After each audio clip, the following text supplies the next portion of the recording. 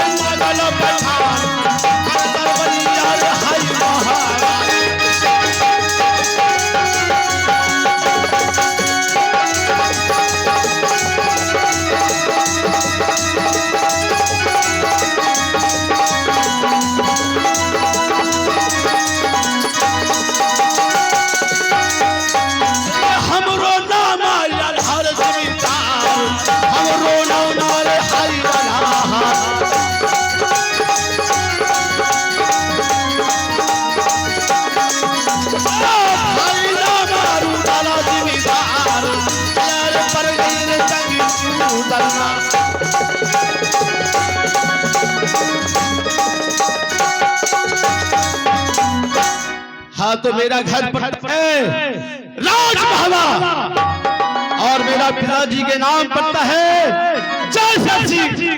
माता के नाम हुई रानी रेबला। किला में कौन नहीं जानता है कि राजमहला बदनाम है।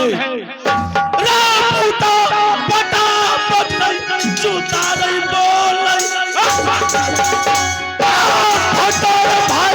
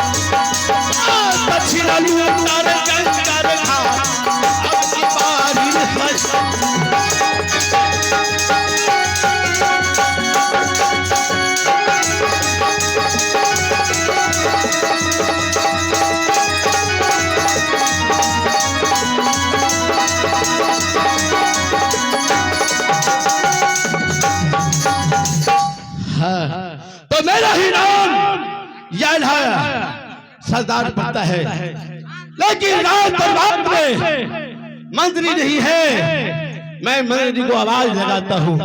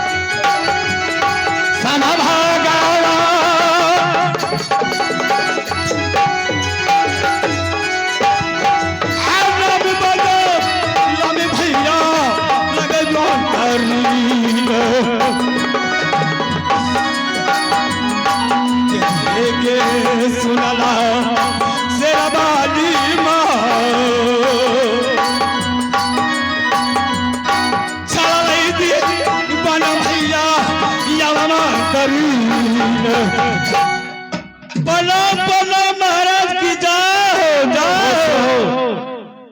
राजमंत्री हरमजादा, तूने राज दरबार को छोड़ के कहाँ चले जाता है? सोच निकल यार, कहाँ?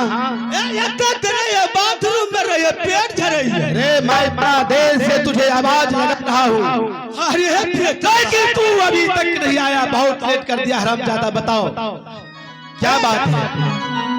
कीजिए महाराज, बोलिए तो फटाफट।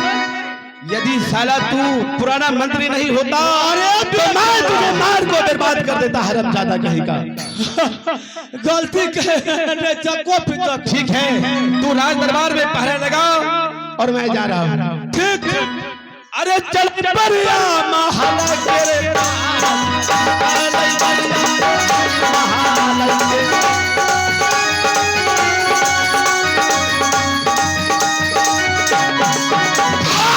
चोरी बोले करो पर हाय कहने का नहीं हो बदला लेगा